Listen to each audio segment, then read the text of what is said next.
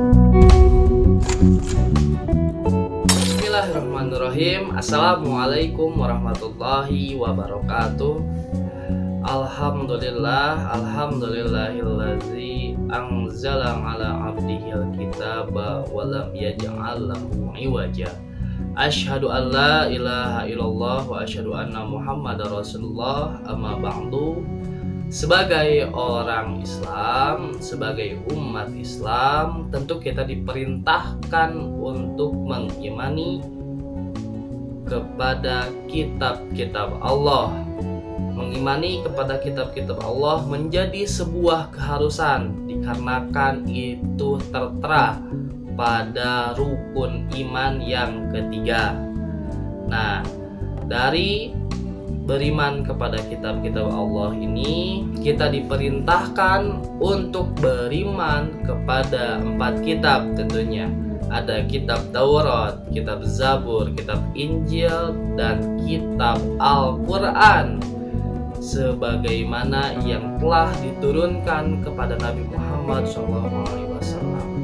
Tentu banyak sekali keutamaan membaca ayat suci Al-Quran ini, baik keutamaan secara khusus maupun secara umum.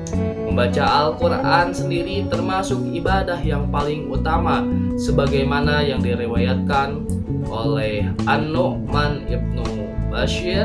Qala Rasulullah sallallahu alaihi wasallam, afdalu ibadati ummati qiraatul Quran. Yang artinya Rasulullah SAW bersabda, sebaik-baiknya ibadah umatku adalah membaca Al-Quran. Hadis riwayat Al-Baihaqi.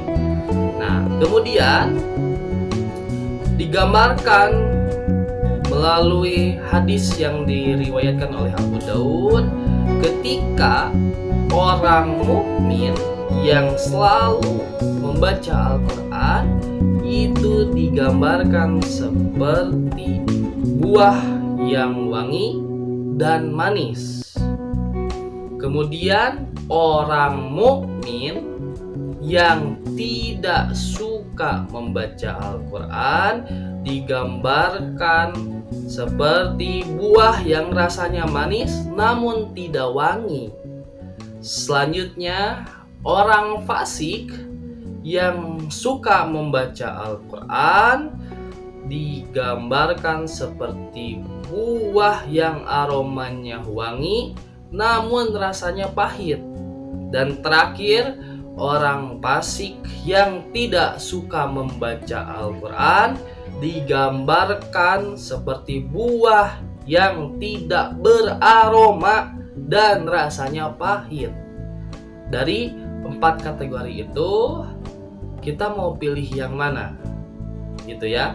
Maka kita sebagai orang Islam, orang yang beriman kepada kitab suci Al-Quran, kita harus senantiasa belajar membaca, belajar istiqomah dalam membaca Al-Quran.